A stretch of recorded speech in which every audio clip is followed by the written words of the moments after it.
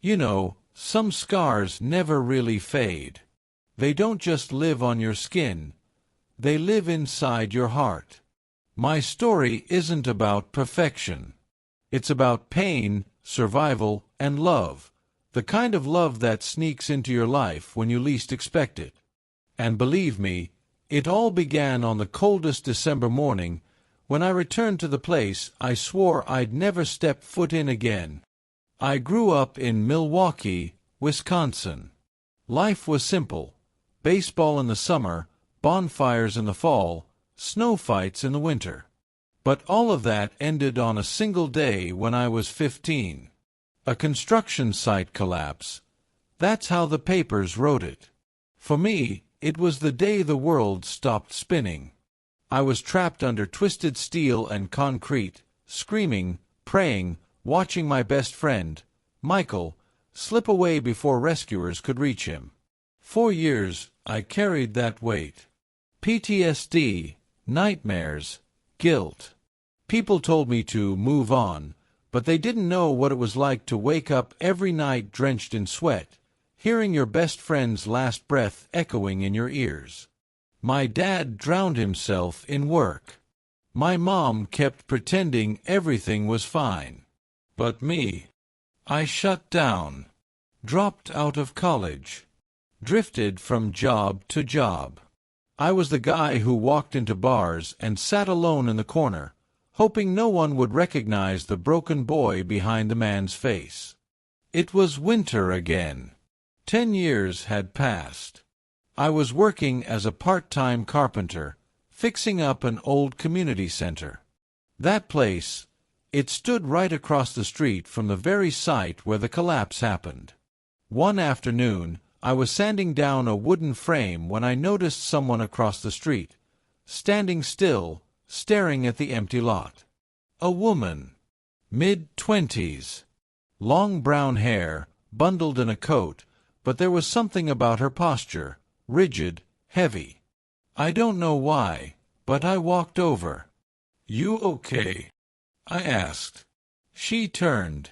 Her eyes, God, they carried the same pain I'd been dragging around for years. "I lost someone here," she whispered.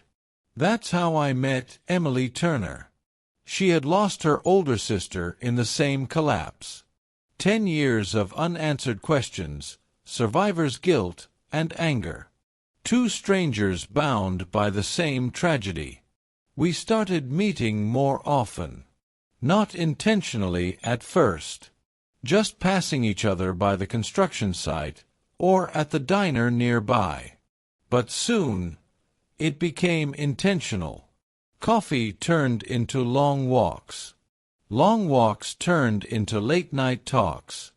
With her, I didn't have to pretend. I didn't have to put on that mask of being fine. She understood the silence. She understood why I flinched at loud noises, why I froze near construction zones. And I understood her anger.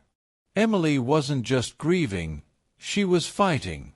She had become an architect, determined to design safer buildings so no family would have to live through what she did. Her strength amazed me. But beneath it, I saw the same cracks that lived inside me. Nights where she'd break down, tears soaking her pillow. Days where she'd smile, but her hands would tremble. We were both broken, but when we were together, it felt like the pieces fit. One evening, it started snowing as we left the community center. Emily laughed, tilting her head back, catching snowflakes on her tongue. For a moment, I just watched her, her joy, so simple, so pure. "Why are you staring at me?" she teased. "Because I didn't think I'd ever smile again," I admitted. Her laughter faded. She stepped closer, brushing snow from my jacket. "Then keep smiling. For both of us." That night, for the first time in 10 years, I slept without nightmares. Our relationship wasn't easy. People didn't understand. My parents thought I was dwelling on the past, by being with her. Her friends warned her about getting too close to someone who was still damaged. But Emily and I didn't care. We found solace in each other's brokenness. We visited Michael's grave together. We visited her sister's grave together. And every time I realized something, grief doesn't vanish. It doesn't expire. But love makes it bearable.